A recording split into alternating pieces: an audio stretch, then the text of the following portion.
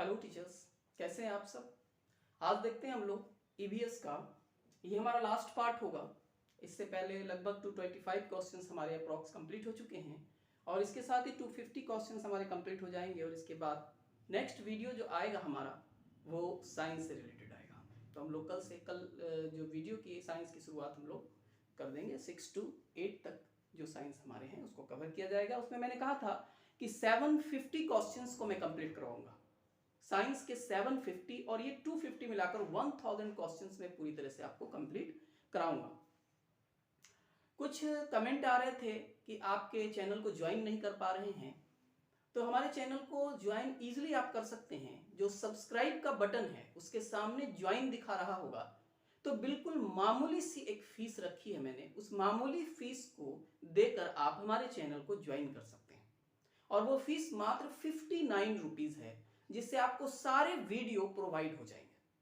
ठीक है, चलिए आज देखते हैं हम लोग ईबीएस का पहला क्वेश्चन। निम्न में कौन ऊन देने वाला जानवर है? ऑप्शंस ए भेड़, बी बकरी, सी ऊंट, डी सभी। तो इनमें से ऊन देने वाला जानवर कौन है? तो इसका राइट आंसर क्या हो जाएगा? डी, सारे ही जानवर ऊन देते हैं और ऊन क्या है? एक प्राकृतिक रेशा भी माना जाता है। क्वेश्चन नंबर 2, याक का ऊन आमतौर पर कहां इस्तेमाल किया जाता है? याक एक जानवर होता है, ठीक है, बिल्कुल भैंस की तरह होता है लेकिन उससे काफी अजीब अलग होता है, थोड़ा सा डिफरेंट होता है, कलर उसका वैसे ही होता है, ढांचा शरीर उसी टाइप का होता है। तो याक का जो ऊन होता है आमतौर पर इसका इस्तेमाल कहां किया जाता है? ए भारत, बी अमेरिका, सी तिब्बत या कोई नहीं। तो याक के ऊन का इस्तेमाल तिब्बत में किया जाता है, सी इसका राइट आंसर होगा। क्वेश्चन नंबर 3, भोजन का जटिल घटक कौन सा है? ए प्रोटीन, बी कार्बोहाइड्रेट, सी वसा या डी सभी। भोजन के जटिल घटक की अगर बात करते हैं तो प्रोटीन, कार्बोहाइड्रेट, वसा तीनों ही भोजन का जटिल घटक माना जाता है। क्वेश्चन नंबर 4, भोजन के जटिल पदार्थों को तोड़ना क्या कहलाता है? भोजन के जटिल पदार्थों को तोड़ना क्या कहलाएगा? अंतःग्रहण, बहिर्ग्रहण, स्वांगीकरण या कोई नहीं। तो देखिए, भोजन जो हम लोग करते हैं उसमें जो जटिल पदार्थ होते हैं उसका टूटना क्या कहलाता है? विखंडन कहलाता है। और विखंडन होने के पश्चात ही हमारा जो डाइजेशन की प्रक्रिया होती है, पाचन की प्रक्रिया होती है, वो पूर्ण होती है। तो इसका राइट आंसर क्या हो जाएगा? कोई नहीं, विखंडन कहलाता है। ठीक है, अंतःग्रहण, बहिर्ग्रहण या स्वांगीकरण नहीं कहलाता है। आगे बढ़ते हैं हम लोग अगले प्रश्न की ओर।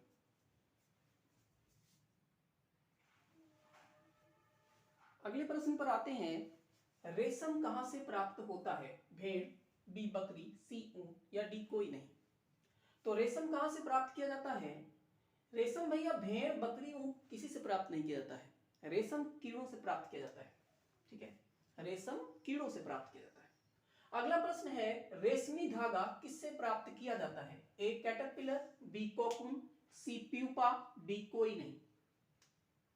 यहां पर कैटरपिलर, कोकून, प्यूपा की बात तो आप लोग को समझ में नहीं आ रहा होगा, तो एक बार थोड़ा सा हम यहाँ पर बेसिक जान लेते हैं। रेशम कीटों के 2 क्वेश्चन, तीसरा, चौथा, 4 क्वेश्चन है, इस वजह से थोड़ा सा रेशम कीटों की जो लाइफ साइकिल है उसके बारे में थोड़ा सा हम लोग जान लेते हैं। देखिए, इसकी लाइफ साइकिल क्या होती है रेशम कीटों की? पहले वयस्क होता है, ठीक है, वयस्क अंडा देता है, क्या करेगा? अंडा देगा, अंडा से फिर कैटरपिलर बनता है, कैटरपिलर, और कैटरपिलर से फिर प्यूपा बनता है और प्यूपा फिर वयस्क का रूप धारण कर लेता है। ये उनका लाइफ साइकिल है। किसका? रेशमी कीड़ों की बात कर रहे हैं हम। तो कैटरपिलर और प्यूपा तो आप समझ में आ गया होगा कि कैटरपिलर, प्यूपा क्या है। रेशम के कीड़े को ही कहा जाता है एक निश्चित समय पर, निश्चित अवधि पर उसे कैटरपिलर और प्यूपा की संज्ञा दी जाती है। कोकून क्या होता है? एक ऐसा सिचुएशन आता है जहां पर जो रेशम के कीट होते हैं अपनी रक्षा के लिए एक आवरण बनाते हैं और वही आवरण कोकून कहलाता है। जो आवरण वो बनाते हैं उस आवरण को हम क्या कहते हैं? कोकून कहते हैं। समझ में आ गया? और इसी कोकून से रेशमी धागा भी प्राप्त किया जाता है। तो राइट आंसर क्या हो जाएगा? B cocoon. इसमें कुछ और बेसिक चीज जान लो। जब वयस्क अंडा देते हैं और अंडा से कैटरपिलर बनता है, ये कैटरपिलर कीड़े की तरह होते हैं, बिल्कुल छोटे छोटे होते हैं।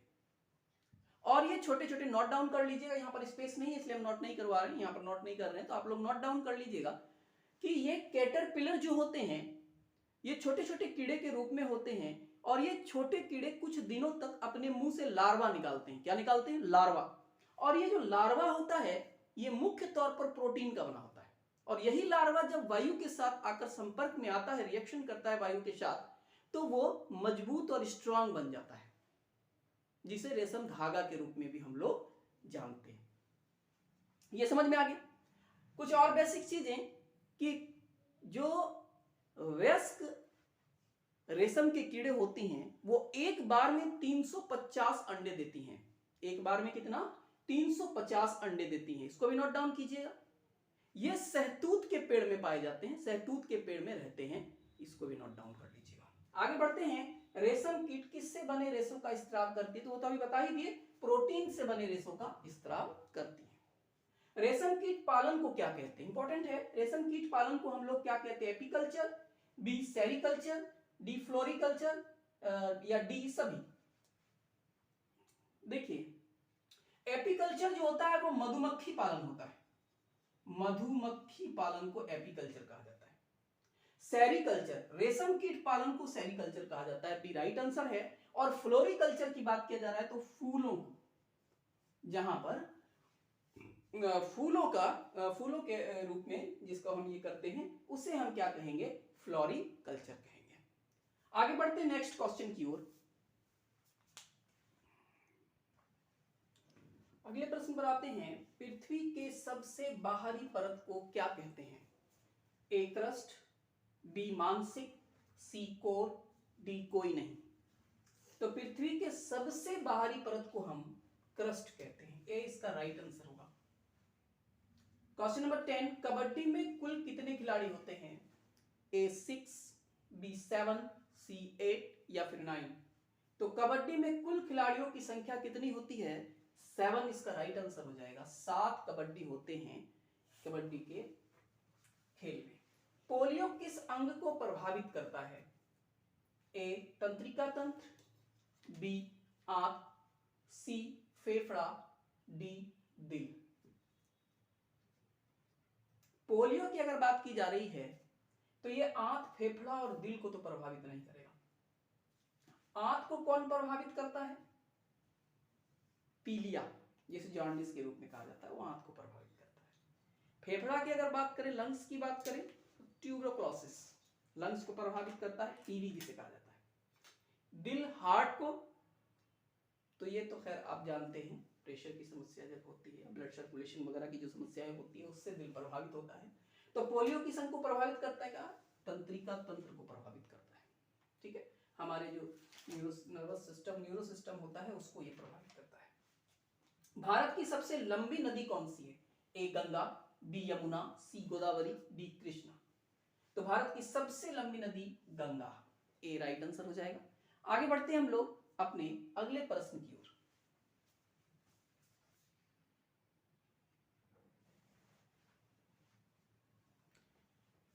अगले प्रश्न पर आते हैं। Question number 9।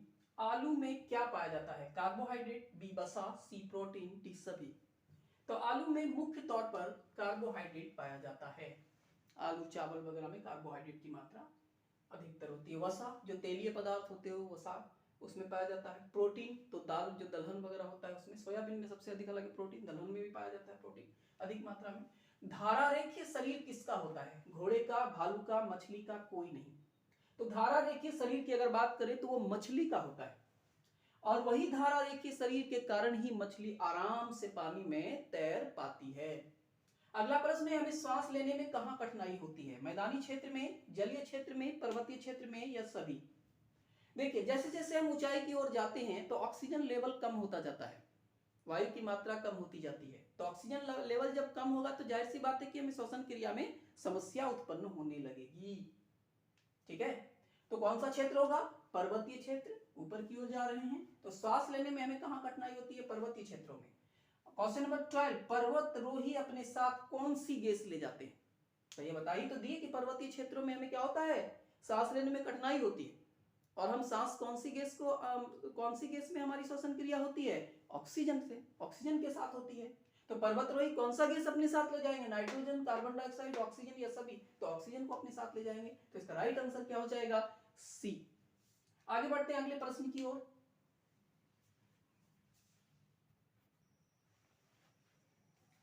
आगे बढ़ते हैं अगले प्रश्न की ओर। मोमबत्ती का जलना किस गैस के कारण संभव है? ए कार्बन डाइऑक्साइड, बी नाइट्रोजन, सी ऑक्सीजन, या डी कोई नहीं? देखिए, अगर मोमबत्ती के जलने की बात करते हैं तो किसी भी वस्तु के जलने के लिए किसी स्पेशल गैस की आवश्यकता नहीं होती है, वायु का उपस्थित होना जरूरी है। और वायु में ये सारे गैस पाए जाते हैं। तो सभी तो ऑप्शंस नहीं दिया है, तो इसका आंसर क्या हो जाएगा? राइट, कोई नहीं होगा, क्योंकि वायु होना चाहिए एक्चुअली में। लेकिन अगर सभी रहता तो वो सभी भी सही होता, कि सारे गैस वायु में रहते हैं, इस वजह से वायु हो। आगे बढ़ते हैं अगला प्रश्न। जल धारण क्षमता सबसे अधिक किस में होती है? ए दोमट मिट्टी में, बी चिकनी मिट्टी में, सी बलुई मिट्टी में, या डी कोई नहीं? तो सबसे अधिक अगर जल धारण क्षमता की बात किया जाए तो चिकनी मिट्टी में सबसे अधिक जल धारण क्षमता होती है। बी ऑप्शन इसका राइट हो जाएगा। अगला प्रश्न है, धान की फसल के लिए सबसे अच्छी मिट्टी कौन सी होती है? ए बलुई मिट्टी, बी चिकनी मिट्टी, सी दोमट और चिकनी, या डी सभी? तो धान की फसल के लिए दोमट और चिकनी दोनों ही मिट्टी सही है। इसका राइट आंसर दोमट और चिकनी दोनों ही मिट्टी धान की फसल के लिए उपयुक्त माना जाता है। अगला प्रश्न है, चाल का एसआई मात्रक क्या होता है? चाल बराबर हम फॉर्मूला बताए थे, क्या होता है? दूरी बटे समय। ठीक है, तो यहां पर चाल का एसआई मात्रक पूछ रहा है, kilometre per hour, metre per hour, metre per second, या मीटर पर आवर? तो इसका राइट आंसर क्या हो जाएगा? मिनट। इसका राइट आंसर क्या हो जाएगा? मीटर पर सेकेंड हो जाएगा। चाल का एसआई मात्रक क्या होता है? मीटर पर सेकेंड एसआई मात्रक होता है। आगे बढ़ते हैं अगले प्रश्न की ओर।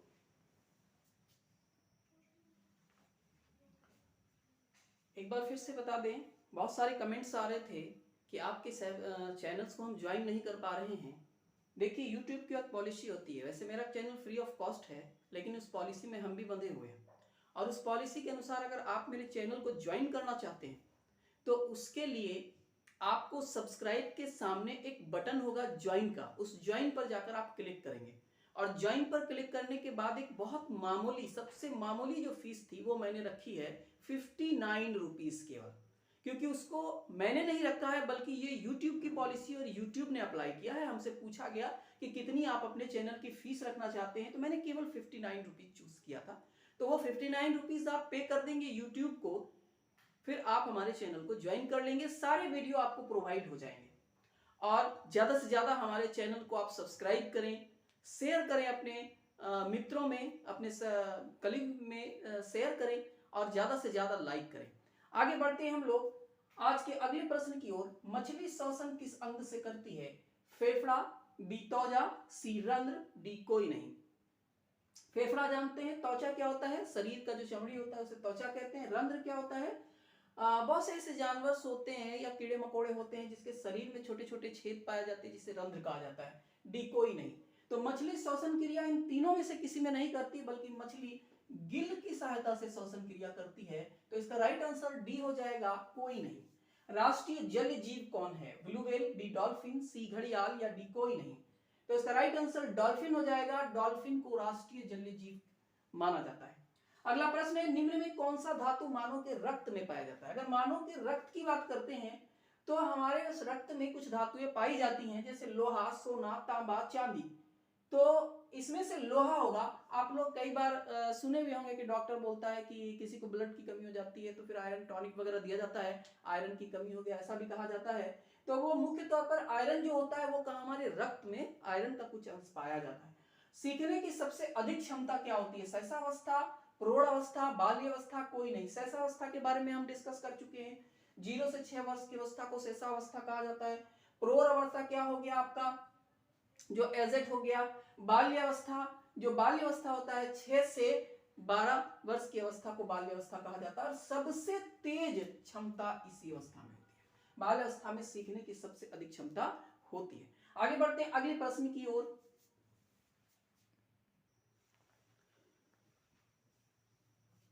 अगला प्रश्न देखिए, क्वेश्चन नंबर 21, ध्वनि एक स्थान से दूसरे स्थान तक कैसे जाती है? ए ठोस और निर्वात की सहायता से, बी द्रव्य और गैस, सी गैस और निर्वात, या डी कोई नहीं। देखिए सबसे पहली बात है कि अगर ध्वनि को एक स्थान से, मेरी आवाज अगर कहीं पर पहुंच रही है, किसी भी स्थान पर पहुंच रही है, तो इसका सबसे बड़ा श्रेय जाता है कि मीडिएटर के माध्यम से। वायुमंडल में बहुत सारे धूलकण हैं और धूलकण की सहायता से ही हमारी आवाज आप तक पहुंच रही है। तो किस ध्वनि को एक स्थान से दूसरे स्थान तक जाने के लिए मीडिएटर की आवश्यकता होती है। मीडिएटर के बिना ध्वनि संचरण नहीं कर सकती है। तो देखिए सबसे पहले यहां निर्वात की बात की जा रही है, तो निर्वात का मतलब क्या होता है? जहां पर संचरण नहीं है, वैक्यूम, बिल्कुल खाली, कोई संचरण नहीं है, वहां पर कोई कण नहीं, कोई वायुमंडल नहीं, उसे निर्वात कहा जाता है। तो वहां पर वायु जो ध्वनि है वो तो संचरण करेगी ही नहीं। तो जहां पर निर्वात यहां पर भी है, निर्वात यहां पर भी है, तो ये तो गलत हो गया पूरी तरह से। तो राइट आंसर क्या हो जाएगा? द्रव्य गैस। ठीक है, द्रव्य और गैस दोनों में ही ध्वनि एक स्थान से दूसरे स्थान तक पहुंच सकती है। 3, द्रव्य गैस और ठोस में भी पहुंचती है। और सबसे अधिक जो ध्वनि का संचरण होता है वो तीव्र गति से, वो ठोस में होता है। आगे बढ़ते हैं, क्वेश्चन नंबर 22, मिलान कीजिए। अच्छा क्वेश्चन है। कुछ बीमारियों के बारे में दिया गया है, स्कर्वी, रिकेट्स, घेंगा, बेरी-बेरी, दृष्टिहीनता। ठीक है, स्कर्वी आमतौर पर बच्चों में पाई जाने वाली बीमारी है, रिकेट्स भी बच्चों में, घेंगा जानते हैं जो गलगंट कहलाता है, बेरी-बेरी क्या, ये भी बीमारी है बच्चों में पाई जाने वाली, दृष्टिहीनता क्या होती है? आंखों की संबंधित समस्याएं होती है। तो स्कर्वी किसकी कमी से होती है? याद रखिएगा, स्कर्वी विटामिन सी की कमी से होती है। ठीक है, रिकेट्स विटामिन डी की कमी से होती है, घेंगा जानते हैं आप लोग आयोडीन की कमी से होती है, बेरी-बेरी विटामिन बी1 की कमी से होती है, और दृष्टिहीनता क्या हो जाएगी? विटामिन ए की कमी से दृष्टिहीनता होती है। तो ए का राइट आंसर देख लीजिए, ए का 5 है कहीं पर? ए का 5 है ही नहीं, तो इसका राइट आंसर क्या हो जाएगा? इनमें से कोई नहीं।